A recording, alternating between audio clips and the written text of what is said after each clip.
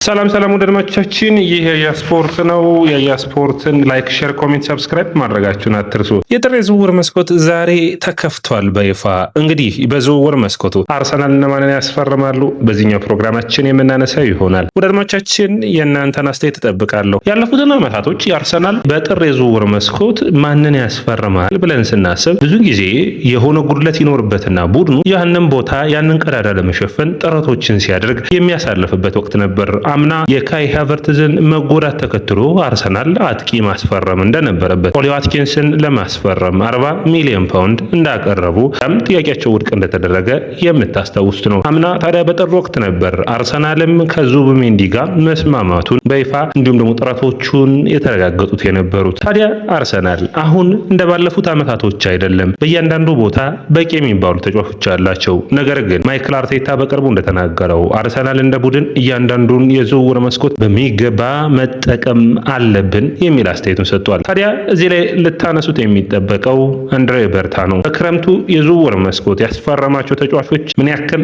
ውጤታማ እንደሆኑ ታይቷል። ፔፓ የጀመረው የዝውውር መስኮቱን የማስፈረም በሞስኬራ በሂንካፔ የተከላካይ መስመሩን ሽፋን ሲሰጥ፣ በኑርጋርድና እንዲሁም ደግሞ በኤዜ የአማካይ መስመሩን የአጥቂ መስመሩን በሚገባ ሽፋኖችን እንዲሰጡ ማዱዌኬን እንዲሁም ደግሞ ቪክቶር ዮኬሬስን ማስፈረም መቻላቸው የምታስታውሱት ነው። አማካኙ ላይ ዙቢሜንዲም የሚረሳ አይደለም። ታዲያ አርሰናል አሁንም ቢሆን በየዝውውር መስኮቱ በእያንዳንዱ ቦታ ላይ የተሻሉ ተጫዋቾችን ሲገኙ ከዝውውሩ ማንም መልቀቅ ማንም መውጣት አይፈልግም። አርሰናል በ250 ሚሊዮን ፓውንድ አንድሬ በርታ ጥሩ ሽፋኖችን የሚሰጡ ተጫዋቾችን እንዳገኘ ይታወቃል። አሁንም ግን አርሰናል እንደ ቡድን በዝውውር መስኮቶች ላይ ቡድንህን ማሻሻል የምትችልበትን ወቅት ሲያጋጥምህ በሚገባ መጠቀም እንደ ቡድን ይጠበቃል። ማይክል አርቴታ ከብራይተኑ ጨዋታ በፊት በዝውውሩ ተጫዋቾችን እየተመለከተ ነው። እኛ አርሰናልን በየጊዜው መዘጋጀት ይጠበቅብናል የሚል አስተያየቱን ሰጥቷል። አንድሬ በርታ የዝውውር መስኮቱ ላይ ታዳጊ የሆኑ ወይስ የተሻሻሉ ወይም ደግሞ ጥሩ ብቃት ላይ የሚገኙ ተጫዋቾችን አርሰናል ያስፈርማል የሚለው የሚጠበቅ ነው። ነገር ግን አርሰናል የሚያስፈርማቸው ተጫዋቾች ብቻ ሳይሆን ከአርሰናል የሚለቁ ተጫዋቾችም እንደሚኖሩ የሚጠበቅ ነው የሚሆነው። በተለይ የኢተን ንዋነሪ የታዳጊ ተጫዋች በውሰት የመልቀቁ ነገር እንግዲህ የሚጠበቅ ነው የሚሆነው። በተለይ በባለፈው ጨዋታ ደግሞ ከተቀያሪዎች ዝርዝርም ውጭ መሆኑን የሚታወስ ነበር። እና ወደ አድማቻችን አርሰናል ማንን ያስፈርማል ብላችሁ ታስባላችሁ? ኮሜንት መስጫ ቦክስ ላይ ያስቀምጡልኝ። እንግዲህ ዝውውር መስኮት ሲታሰብ እንግዲህ በእያንዳንዱ የዝውውር መስኮት ቡድኖች ራሳቸውን ተጫዋቾቻቸውን የተጫዋቾችን ፍላጎት ማክበር ትልቁ እቅዳቸው ነው። አርሰናል እስካሁን ድረስ ባለው የውድድር ዓመቱ ምርጥ ብቃት ላይ የሚገኝ ነው። በአውሮፓ ቻምፒዮንስ ሊግ፣ በእንግሊዝ ፕሪሚየር ሊግ፣ በካራባኦ ካፕ ጥሩ ብቃቱን እያሳየ ነው። ጥር ወር ብቻ ብታዩት አርሰናል 9 ጨዋታዎችን ያደርጋል። ስለዚህ ስብስቡ የተሻለ ጠንካራ ውጤታማ መሆን የሚያስፈልገው ነው የሚሆነው። ምክንያቱም በጥር ወር ዋንጫ አይሰጥም። ዋንጫ የሚሰጠው በግንቦት ነውና፣ ስለዚህ ግንቦት ላይ ቡድኑ የተለያዩ ዋንጫዎችን ሲያሸንፍ ለማየት የሚፈልግ ደጋፊ ስብስቡ ጠንካራ መሆን ይጠበቅበታል። የአርሰናል ስብስብ ጠንካራ መሆኑን ተከትሎ ነው ባለፉት ከመስከረም እስካሁን ድረስ በተካሄዱት እያንዳንዱ ቦታ ላይ ያልተጎዳ የአርሰናል ተጫዋች የለም። ማዱዌኬ ተጎድቷል። ቡካዮ ሳካ፣ ቪክቶር ዮኬሬስ፣ ሃቨርትዝ፣ ሄሱስ፣ ትሮሳርድ፣ ማርቲኔሊ እዚህ ስብስብ ውስጥ ያልተጎዳው ተጫዋች ዴቪድ ራያ ነው ብቻ ማለት የሚቻል ነው የሚሆነው። ይህ ስብስብ ግን ስብስቡ ሰፊ ስለሆነ በሚገባ ጉዳቶችን መከላከል ችሏል። ይህንን ማስቀጠል ታዲያ ለቀጣዮቹ ወሳኝ ወራቶች በተለይ የካቲት፣ መጋቢትና ሚያዚያ አርሰናልን ዋንጫውን መዳረሻውን የሚጠቁሙ እንግሊዝ ፕሪሚየር ሊግ፣ የአውሮፓ ቻምፒዮንስ ሊግ፣ የካራባኦ ካፕና የኤፍኤ ካፕ ጨዋታዎች ስለሚኖሩ ጥንቃቄን ወስዶ ዋንጫዎችን ለማሸነፍ በሚገባ መዘጋጀት ስብስቡን ማጠናከር ያስፈልጋል። ታዲያ በአርሰናል እና በአንድሬ በርታ በሚገባ ቡድኑ እየመለመላቸው ያሉ ተጫዋቾች አሉ። ማንቸስተር ሲቲ በዚህ ሁሉ ውድድሮች ላይ አርሰናልን የሚፎካከረው ቡድን እንደሚሆን የሚጠበቅ ነው። ታዲያ ማንቸስተር ሲቲዎች በመስመር የሚጫወቱ ብዙ ተጫዋቾች ቢኖሯቸው ዶኩና መርሙሽን ይዘው እንኳን ይህንን ሳያርፉ አንቶን ሴማዮን ማስፈረማቸው ለአርሰናል ሌላ የማንቂያ ደውል ነው ብዬ አስባለሁ። ስለዚህ በዝውውር መስኮት አርሰናል የተሻለ ስብስቡን የሚያጠናክርበት አጋጣሚ ካገኘ ወደኋላ ማለት ያለበት አይመስለኝም። ኬነን ይልዲዝን ስናስብ በጣም አስገራሚው የቱርክ ብሔራዊ ቡድን እንዲሁም የጁቬንቱስ የቀኝ እንዲሁም የግራ መስመር በ10 ቁጥር ቦታ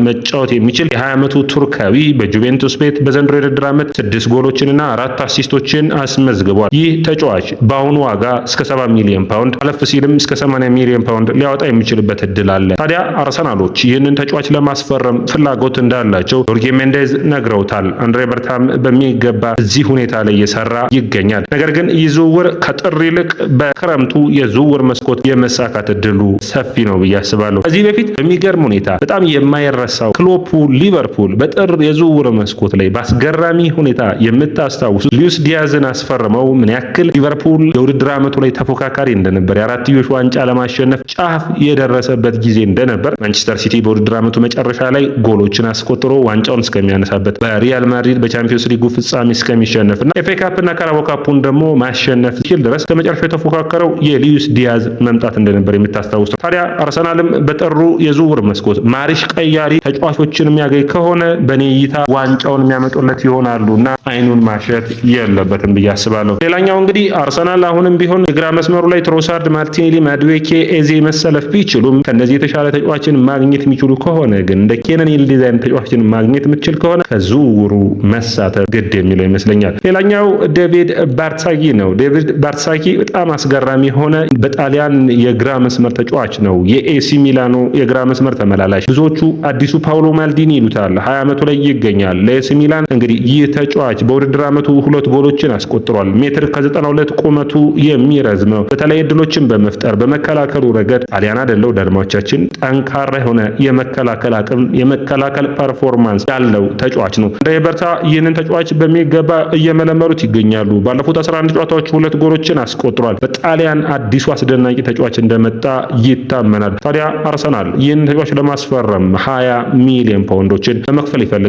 የአርሰናል የግራ መስመር ሲነሳ የሂንካፔ እንዲሁም ደግሞ ሪካርዶ ካላፊዮሪ እና በግራ መስመር ላይ አሁንም እየተሰለፈ የሚገኘው ነገር ግን ዋና ቦታውን የአማካይ መስመሩን እየፈለገ የሚገኘው ሉዊስ ማይልስ ስካሊን አንዱ መጠቀም የሚቻል ነው። ስካሊ አሁንም የአርሰናል ተመራጩ የአማካይ መስመር ቦታውን እንደሚያደርግ የሚጠበቅ ነው የሚሆነው። ሌላኛው ወዳጆቻችን አርሰናል ስሙ እየተያዘ የሚገኘው ታዳጊ የሆነ ብዙ የማደግ አቅም ያለው ጂያን ማቲዮ ባሃዋ ነው።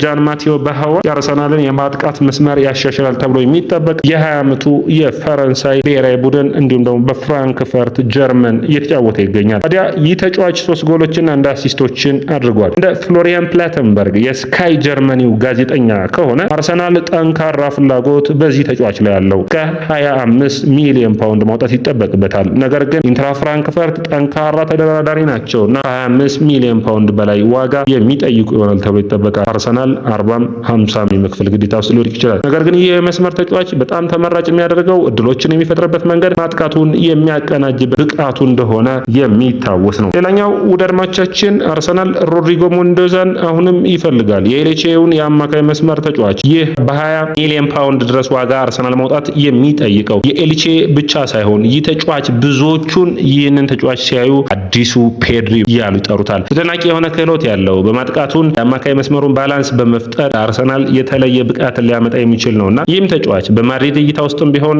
አርሰናሎች እንደ ሞስኬራ ሁሉ ቀደም ብለው መንቀሳቀስና ተጫዋቹን ማስፈረም ፍላጎት አላቸው። አርሰናል ፍላጎቱን በማርክ ጉሂ ላይም አስተያየቱን እንዲሁም ደግሞ ፍላጎታቸውን ተናግረዋል። የ25 ዓመቱ የክሪስታል ፓላስ ተጫዋች በዘንድሮ ውድድር ዓመት 3 ጎሎችንና 3 አሲስቶችን ማድረግ ችሏል። አርሰናል ምንም እንኳን ሞስኬራና ሂንካፔ ቢኖሩትም እነዚህን ተጫዋቾች እንግዲህ ቡድኑን ማሻሻል ይፈልጋልና በክረምቱ ኮንትራቱ የሚጠናቀቀውን ማርክ ጉሂን ለማስፈረም ፍላጎት አለው። ሊቨርፑል፣ ሪያል ማድሪድ፣ ባየር ሙኒክ የዚህ ተጫዋች ፈላጊ ናቸው። አርሰናል ይለቃሉ ተብሎ ከሚጠበቁ ተጫዋቾች ውስጥ አንዱ የሆነው ኢታን ንዋነሪ ነው። 6 ጨዋታዎችን ብቻ ነው እስካሁን ድረስ ማድረግ የቻለው። አርሰናል ምንም እንኳን በሙሉ በሙሉ በተጫዋቹ እምነት ቢኖራቸውም የዚህ ተጫዋች ግን የጨዋታ ድሎችን እንዲያገኝ ይፈልጋሉ።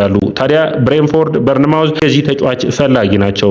አርሰናሎች በማይክል አርቴታ ስር ሰሊባን በ1 ዓመት የ6 ወር የውልሰት ውል ምን ያክል አሻሽሎ የዋናው ቡድን አካል ሆኖ እንዳደገ አይተዋልና የዚህ ተጫዋችም ላይ ያንን አይነት ሁኔታ ለመጠቀም ፍላጎት አላቸው። ወዳጆቻችን ይህ የያስፖርት ነው። የያስፖርትን ላይክ፣ ሼር፣ ኮሜንት፣ ሰብስክራይብ ማድረጋችሁን አትርሱ።